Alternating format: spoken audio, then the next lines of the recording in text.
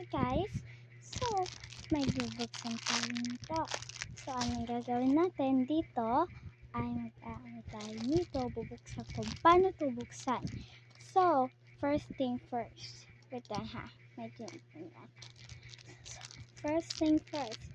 Pag wala kayong kapag may nakita kayo nitong butas na to, yun o. Tangganan ko. Ito. Tapos kapag mayroon dito, buksan nyo dito. Kabukas na. Tapos buksan ito. So, dito naman sa likod, pag may nakita kayo dito yung nagano dito, ito, nasa na yun? Naligaw. Nasa na yun? Dito, hindi two sides, ganito, hindi man. Saka, atiin ko na, ganito. Ganito, ganunin nyo. Ayan, bukas na.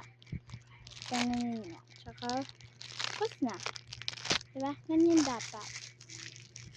So, kapag tayo, alam nyo, di ba ang easy lang to buksan? So, yung mga hindi pa, manood dito.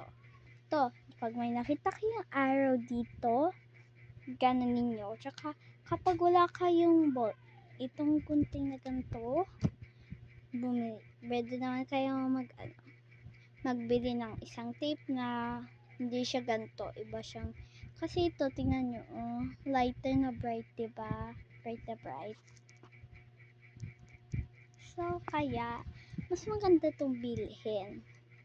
At ito naman guys, mas maganda din ito. Pwede kayo magka-color sa mga ganyan, para mas maganda. At ingat, at pwede din po kayo magbili nito.